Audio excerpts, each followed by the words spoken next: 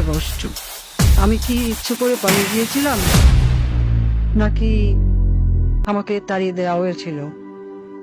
আমি মনে করি এই সত্যটা আপনাদের সকলে জানা প্রয়োজন। সত্যটা আসলে জানেন কি,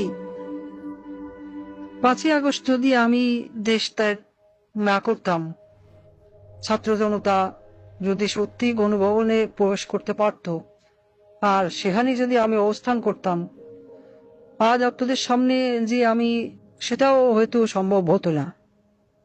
তারা আমাকে কখনোই জীবিত রাখতো না, গাদ্দাফির চেয়েও করুণ পরিণতি করত। প্রশ্ন হলো, 5ই আগস্ট কেন হতে হলো?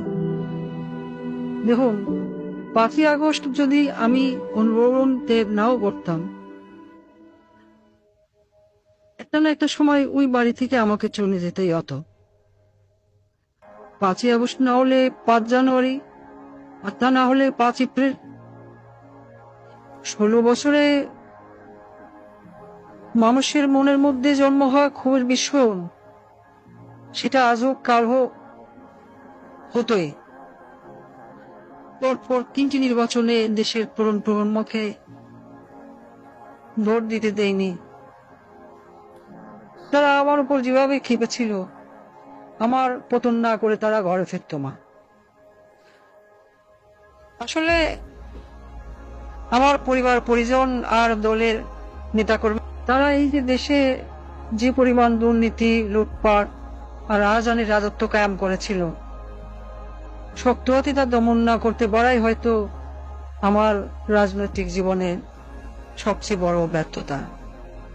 বা নিজের ভুলের কথা যদি বলি, আমি চেয়েছিলাম দেশকে উন্নত করতে, কিন্তু বলে গিয়েছিলাম সুশাসনের কথা, জনগণের ভোটের অধিকারের কথা। কিন্তু প্রশ্ন হলো, ঘৃণা কি শুধু আমার একার প্রাপ্য? আমি কি একা একা এই দেশ রোধ করেছি? আমার তো একটা পরিবার ছিল, একটা বড় দল ছিল। তারা তো উন্নয়ন উন্নয়ন বলে সবসময় কান ঢালাবলা করে ফেলত।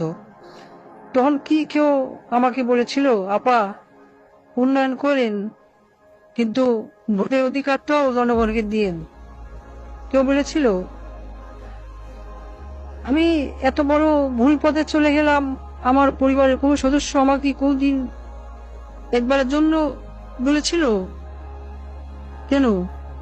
আমি কি শুধু তাদের কাছে টাকা কামাই করার মেশিন ছিলাম? আমাকে